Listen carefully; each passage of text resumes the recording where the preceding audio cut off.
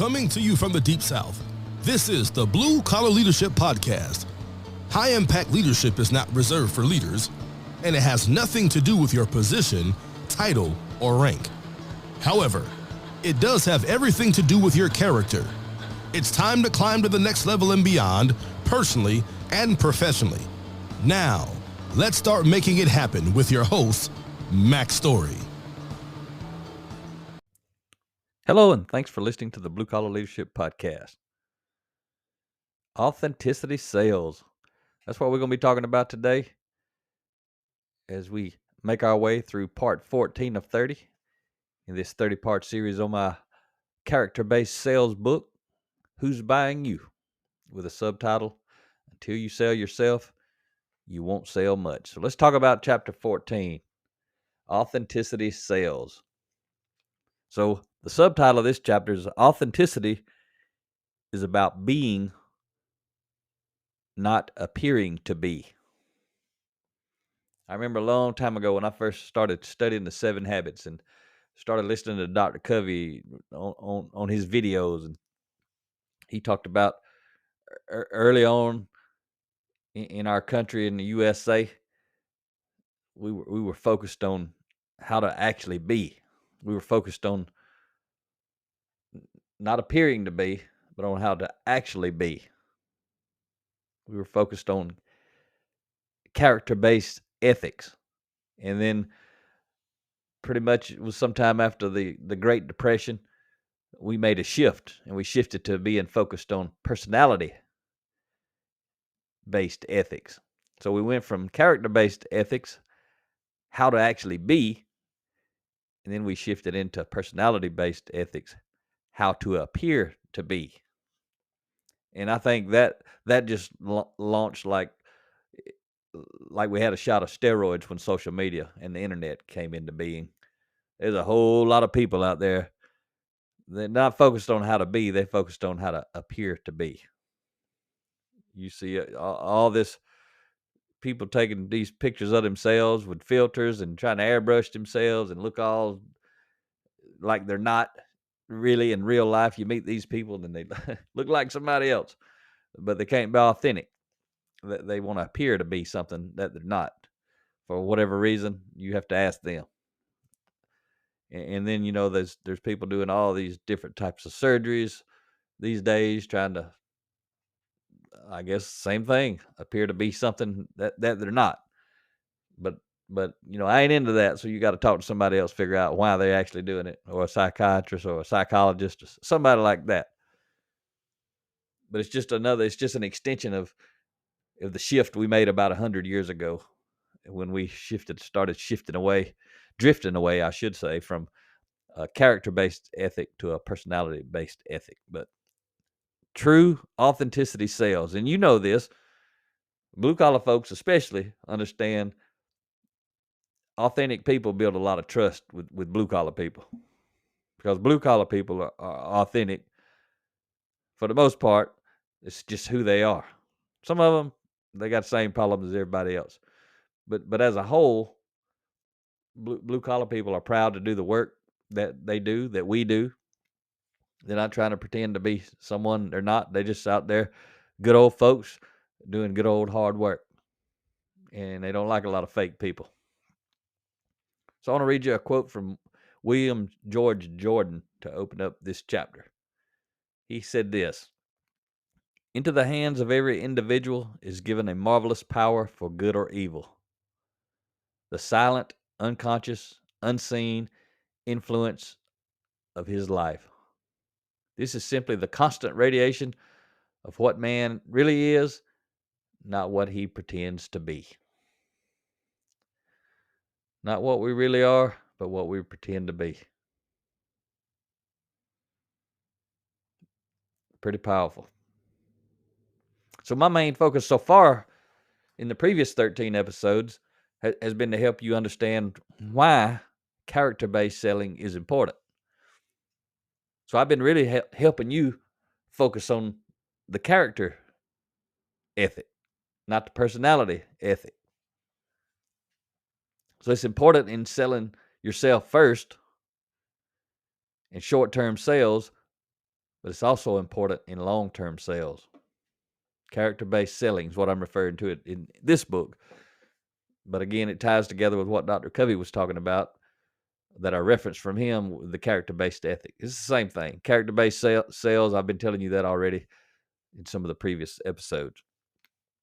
But there are many important character traits that'll help you become highly effective at building strong, long-lasting, buyer-focused relationships. I've chosen a few of those that I believe to be most critical for establishing a meaningful buyer-seller relationship. And we're going to talk about those. There's going to be quite a few of them coming up. That's what the following chapters, quite a few of them are going to be like that. I'll just give you a kind of snapshot so you'll know what's coming if you don't have the book. Like this chapter is authenticity sales. Then we're going to talk about truth sales, transparency sales, integrity sales, gratitude sales, connection sales, principal sale, rapport sales, helping sales, relationship sale, understanding sales, supporting sales, attitude sales, responsibility sales, networking sales. And if you're keeping count, that gets us through chapter 28. So all those different things I just told you, each one of them is going to be a chapter in the future. And I might as well go and tell you what chapter 29 and 30 are. Chapter 29 is what if they don't buy? Chapter 30 is sold! Exclamation point. So we're going to talk about a lot of different character traits, and I'm going to share with you in each episode how those traits actually sell you, how having those traits sell you. Because remember, we're trying to talk about how to get people to buy you so that you can sell them the product or service. So keep in mind the context of what I'm teaching is related to selling. However, because I'm teaching you principles that are applicable in all relationships, personal and professional, sometimes I'm gonna slide into that like I have been doing already. Most sales puppet scripts, if you remember that episode from a while back, most sales puppet scripts assume buyers are generally all the same. These scripts tend to be filled with what the sales department leader or another sales guru has determined to be, think of it in quotes, the best practices. But they're not the best practices. Somebody's just calling them the best practices. The best practice is to sell based on principles. That's the best practice. But practices only work in specific situations. Principles work in all situations. If you've been following me long enough, you've heard me teach that in other episodes not related to selling products and services. Again, it's because it's a principle. It applies everywhere in life. You may listen to a lot of my podcasts. You may think he said this before. I say a lot of things repeatedly, but most of the time they're in a different context. Sometimes they're in the same context, but you got to teach that principle to share the story. So if you learn principles, there's no need to learn practices. And this book is packed full of principles for that exact reason. Because I don't want to waste time teaching practices, because if the situation changes, the practice may no longer be effective. Most often it won't be effective. Then what? You learn the practice and then everything changes. Then what do? If you know the principle, you just keep applying the principle. If you don't know, you stuck. You lost. You're going to flop around. It's going to be obvious. So I shared with you in a few episodes back. I think it was one of the New Year episodes, one of those two I did when I interrupted this series, and I shared with you a quote from my friend and author of Gratitude Marketing, Michael F. Sciortino. I think you say that like that, Senior. It's Sciortino, in case you were to be looking up that Gratitude Marketing book for your own reference. But he shared these words on the topic of authenticity. I don't think this is the same quote I shared. I was talking about something different then, but this is another quote. Pretty sure came from that book I just referenced.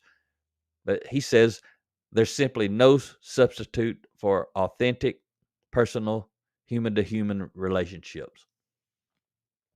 The key word is authentic.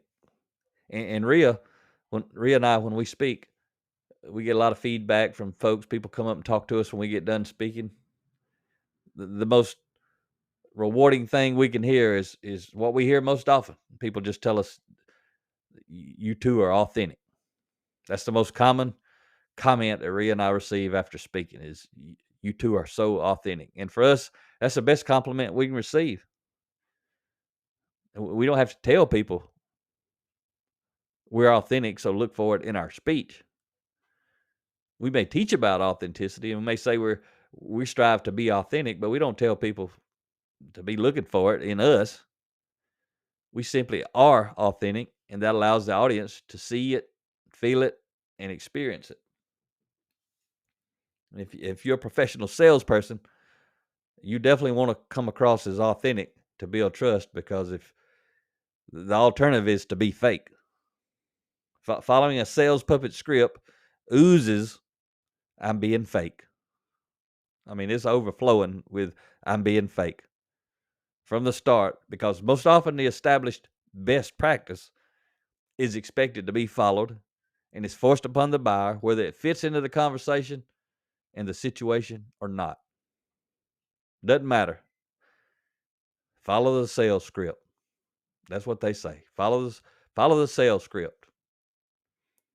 The buyer instantly feels the lack of authenticity in the seller.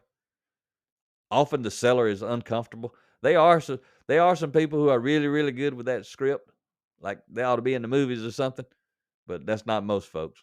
You can tell they're trying to remember something. It ain't coming out of the subconscious. They having to consciously try to remember it. And it screams to the buyer, I'm trying to take you somewhere. I want you to go. That's what sellers, that's pure manipulation, which creates distrust. When the seller's trying to take you someplace you don't want to go, because that's where they want you to go, that's manipulation. And you're going to feel it if you're the buyer. And if you're the seller and you're just trying to follow a sales script because you in the role of a sales puppet and you don't really want to do it, the buyer's going to feel that too. They're going to feel and witness how uncomfortable you are. Not a good place to be. But when the buyer feels manipulated, then they'll start telling themselves stories about you and your company. And keep it up, and they're most likely to make an authentic exit and provide authentic negative word of mouth. And if you're in the professional sales business, that ain't going to help your business. That's going to hurt your business. It ain't going to help you long-term selling like we talked about last episode. It ain't going to help you short-term selling. It ain't going to help you. So if you're in a sales role, or you aspire to be in a sales role, or people report to you in your organization who are in a sales role, you got to help those folks understand and help them be able to be authentic while they're doing what they do. But many salespeople are learning how to appear to be, which is fake, instead of learning how to actually be, which is authentic. That's why all types of character-based development, all the kind of books Rhea and I write about, the videos we make, these podcasts, it's all about how to help people learn how to actually be so that they can be authentic, because it's a powerful character trait, no matter what your profession is. Be authentic. And if being authentic is a bad thing for you, then you got some other character traits you need to work on. If the reason you can't be authentic is because you're trying to hide who you might really be, well, that's a whole other list of issues that you're going to have to work on. But the goal is to be able to be authentically who you are anywhere with anybody in a way that builds trust, assuming people of high character who value a positive mindset versus a negative mindset. But some sales leaders truly believe teaching their sales team how to be fake is better than teaching them how to be authentic. Poor sales and turnover at the bottom is most often a direct result of poor leadership at the top. Wherever the sales script's at, most likely there's going to be a lot of turnover.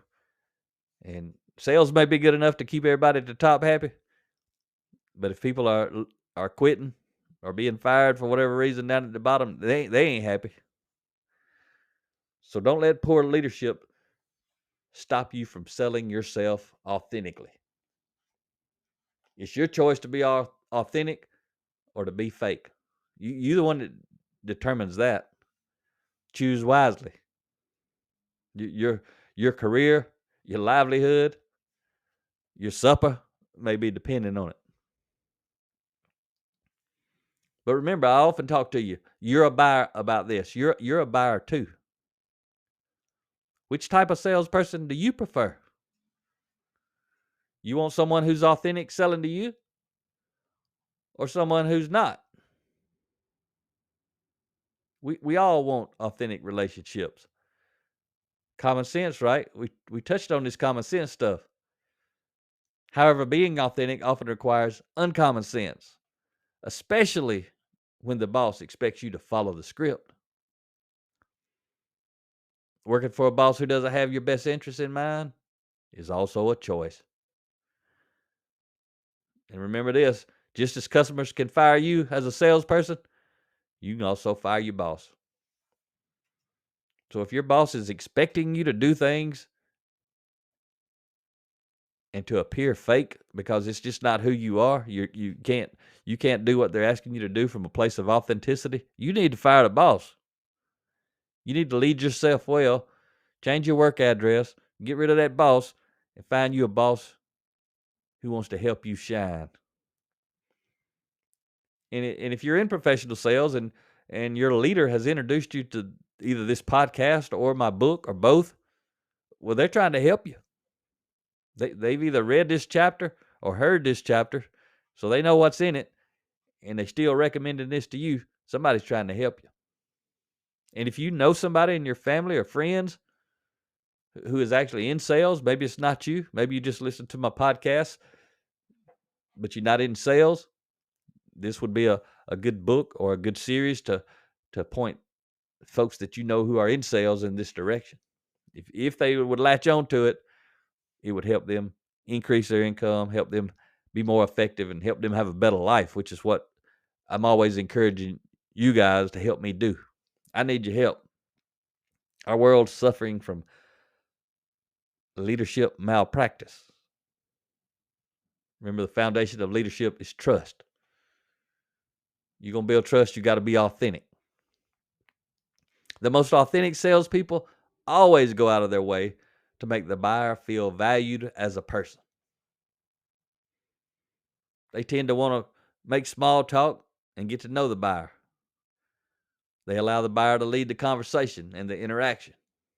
They're not pushy. They don't talk the whole time. Some of them do, but they're not the high impact sales pros that I'm trying to help you learn how to become. That's another one of those sales folks that I hate to run across. Those ones that won't shut up. They gonna talk the whole time. And whenever you finally get away from them, you ain't got to say nothing. They ain't even interested in listening. They ain't seeking to understand you and what you are and what your needs are. Most of them, they work in that script, or they work in that manipulation factor. But the good sales pros, they're not preoccupied with moving the buyer to a certain place at a certain speed. They're there to serve you. They're there to help you. And you'll feel it, just like you'll feel it if they're not. You remember I talked to you about Carl, the furniture salesman? That was so awesome. I shared about him a couple of different episodes, in a couple of different episodes with you. What I loved about Carl was he never tried to sell us anything. You understand what I'm saying? He was a sales pro, and he never tried to sell us anything. Let that sink in. But he sold us. But he sold us because he never tried to sell us anything. His focus was to influence us to want to buy from him.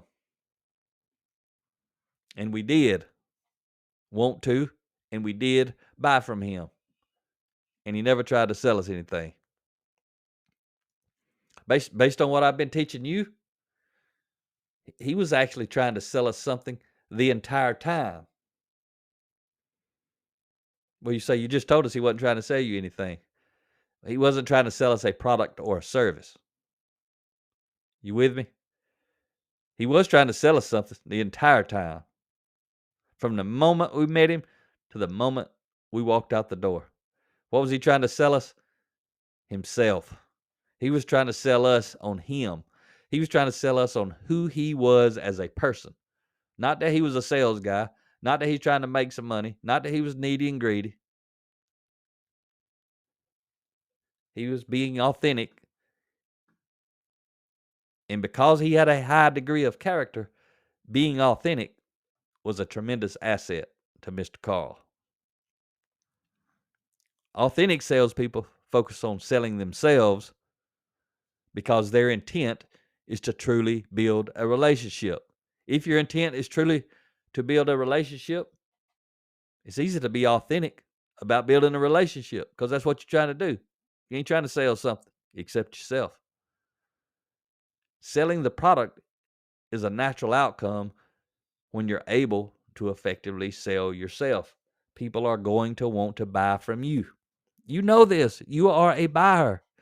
Everything I'm teaching you. I've had several top leaders say, who am I to be able to write a sales book? Because I always talk about I don't like selling. I like selling myself. But what I always tell them is, I'm a pro at buying. I've been buying my whole life.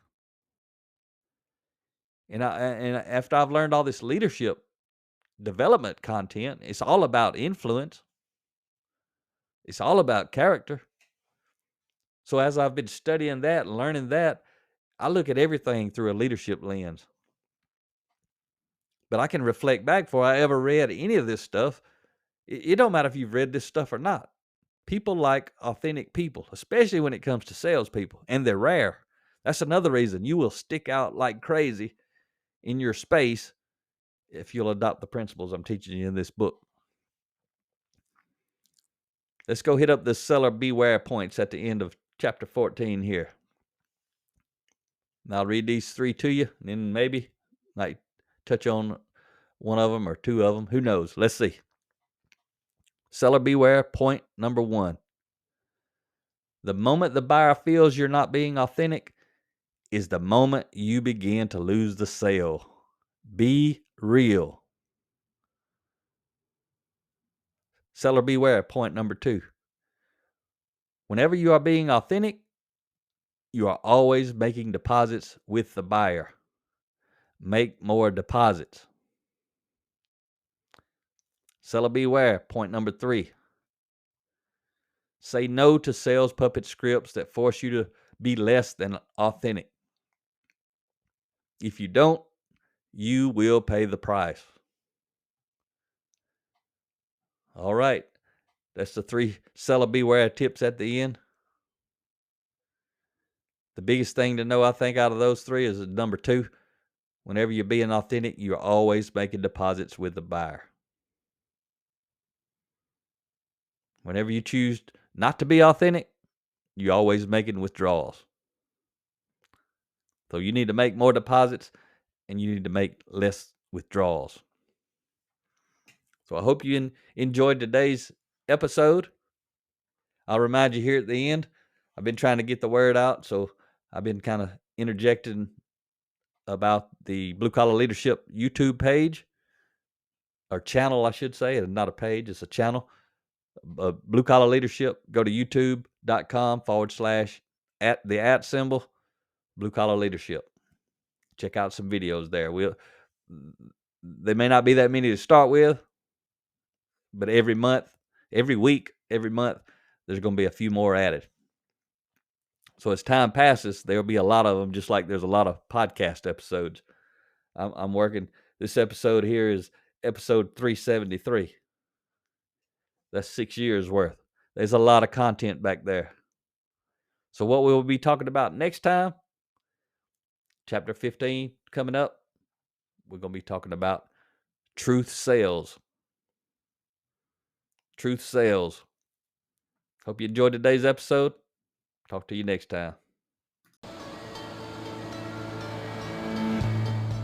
Make it happen or someone else will. It might as well be you. Are you serious about taking your career and your life to the next level and beyond? Check out Mac Story's Blue Collar Leadership series books and others, now available on audio, along with paperback and ebooks at Amazon, iTunes, and Audible. Please visit bluecollarleadership.com to learn about Mac's books, programs, special offers, certifications, and more. Thank you for listening to the Blue Collar Leadership Podcast.